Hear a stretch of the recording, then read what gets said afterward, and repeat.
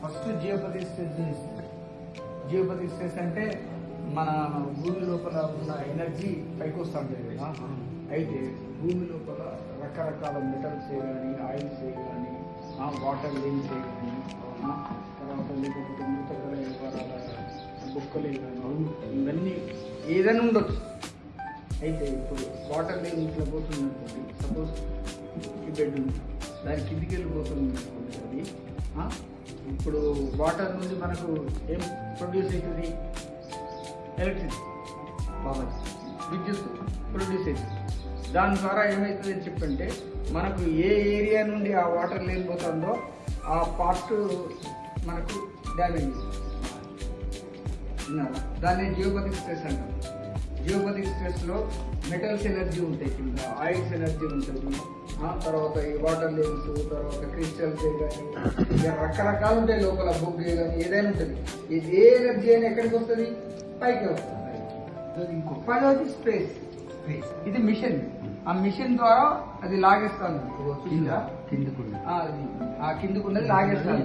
లాగేసి దీంట్లో చూపిస్తుంది, చూసిందా రెడ్ కలర్ జియోపతిక్ స్ట్రెస్ ఉంది. అవునా? ఇక ఉంది, చూపించారు చూడండి. ఎంత హర్జ్ లో ఉంది అనేది కూడా చూపిస్తుంది. ఇక్కడ 100% వరకు రావాలి. వచ్చిన తర్వాత అప్పుడు మనం దాన్ని ఇది ఆన్ చేయటం అంటే ఒక్క నిమిషం, అది ఏంటిది అని చెప్పింటే దీనికి రెమెడీ. ఓకే ఓకే, అర్థమైందా?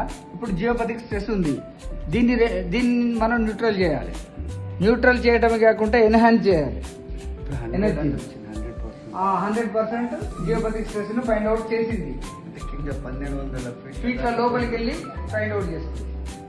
అయితే ఇదేం చేస్తుంది అని చెప్పంటే ఎటు 50 ఫీట్లు దాని సరౌండింగ్ న్యూట్రల్ చేసుకుంటూ ఎనర్జీని ఎన్హాన్స్ చేస్తాను.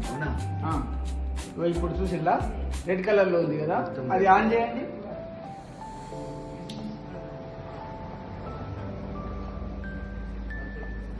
లెఫ్ట్ 50 రైట్ 50 స్టార్ట్ అయింది. అది దాని పరిధానం స్టార్ట్ అయింది. కంప్లీట్ స్ట్రేట్ గా రావాలి, లేదు లైన్ స్ట్రేట్ గా వచ్చినప్పుడే గ్రీన్ వచ్చినప్పుడు రెడ్ ఉండే. రెడ్ ఉంది అని చెప్పంటే జియోపతిక్ స్ట్రెస్ ట్రేస్ అవుట్ అయింది.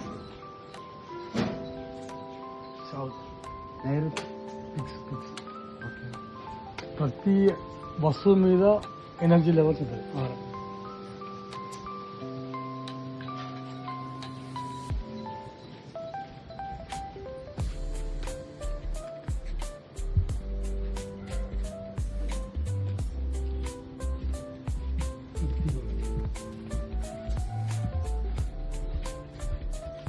సౌత్ వెస్ట్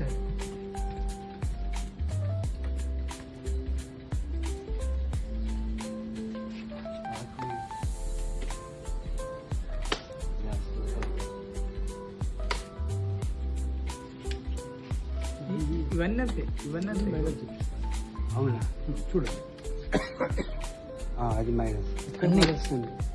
ఈ బర్డ్స్ మొత్తం ఈ లైన్ మైనస్ చూపిస్తారు. అదే సౌత్. అది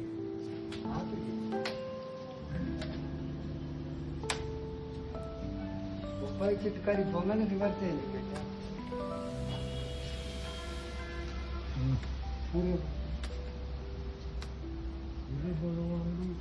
సూర్యుడికి వాహనములు అంటారు కదా, 7 గుర్రాలు. తులసి వనం.